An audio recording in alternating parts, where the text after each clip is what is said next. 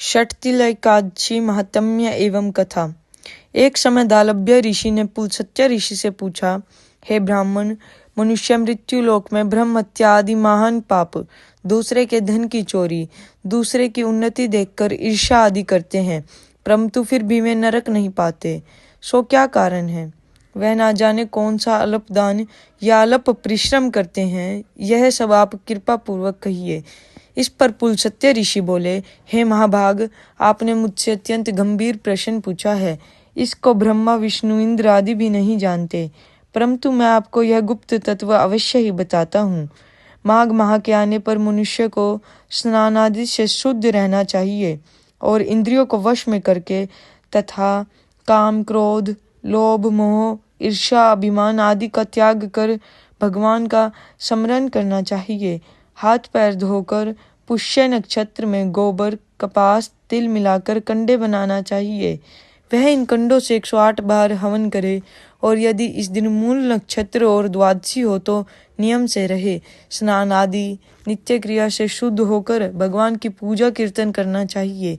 एकादशी के दिन व्रत और रात्रि को जागरण तथा हवन करना चाहिए। दूसरे दिन धूप, दीप, नैवेद्य से भगवान की पूजा कर खिचड़ी का भोग लगाना चाहिए। इस दिन कृष्ण भगवान का पूजन करना चाहिए।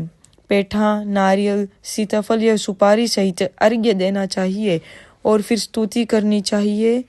हे भगवान, आप आशरणों को शरण देने वाले हैं। आप संसार में डूबे हुए का उद्धार कीजिए। हे पुंडरीकाक्ष, हे कमल नेत्रधारी, हे विश्व भगवान, हे जगत गुरु, आप लक्ष्मी जी सहित मेरे इस तुच्छ अर्घ्य को स्वीकार करो। इसके पश्चात ब्राह्मण को जल भरा कुंभ प्रदान करना चाहिए। ब्राह्मण को श्यामा गाय और तिल पात्र भी देना अच्छा है।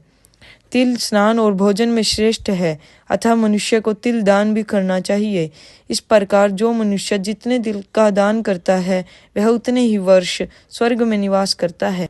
पहला तिल का स्नान, दूसरा तिल का उबटन, तीसरा तिल का हवन, चौथा तिलोदक, पांचवा तिल का भोजन, छठा तिल का दान। यह षट्तिला एकादशी कहलाती है। इससे अनेक प्रकार के पाप नष्ट हो जाते हैं। नारद ऋषि बोले, हे भगवान, आपको नमस्कार है। इस षट्तिला एकादशी का क्या पुण्य है और क्या कथा है, सो कहिए। श्री कृष्ण भगवान बोले, हे नारद, मैं तुमसे आंखों देखी सत्य घटना कहता हूँ। प्राचीन काल में मृत्यु लोक की सत्य घटना कहता हूँ। प्राचीन काल में मृत्यु लोक में एक ब्राह्मणी थी। वह सदैव व्रत किया करती। एक समय वह 1 माह तक व्रत करती रही। इससे उसका शरीर अत्यंत दुर्बल हो गया था, परंतु उसने कभी भी देवताओं तथा ब्राह्मणों को धन तथा अन्न दान नहीं किया। इस प्रकार मैंने सोचा कि इस ब्राह्मणी ने व्रत आदि से अपना शरीर शुद्ध कर लिया है और इसको वैष्णव लोक भी मिल जाएगा, परंतु इसने कभी भी अन्न दान नहीं किया है। इससे इसकी तृप्ति होना कठिन है। ऐसा सोचकर मैं मृत्यु लोक में गया और ब्राह्मणी से अन्न मांगा। वह बोली, आप यहाँ किस लिए आए हैं? मैंने कहा, मुझे भिक्षा चाहिए। उसने मुझे एक मृतिपंड दे दिया, अर्थात उसने मुझे एक मिट्टी का डला दे दिया। मैं उसे लेकर लौट आया। कुछ समय बीतने पर ब्राह्मणी भी शरीर त्याग कर स्वर्ग आई।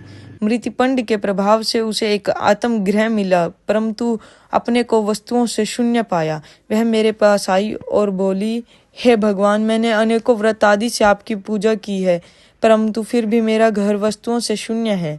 मैंने कहा, तुम अपने घर जाओ और देव स्त्रियां तुम्हें देखने आएंगी।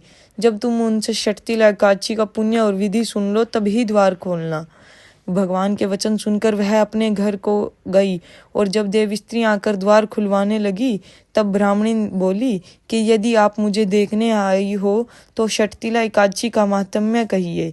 उनमें से एक देव स्त्री बोली, सुनो, मैं कहती हूँ। जब उसने षट्तिला एकादशी का महात्म्य सुना दिया तब उसने द्वार खोला।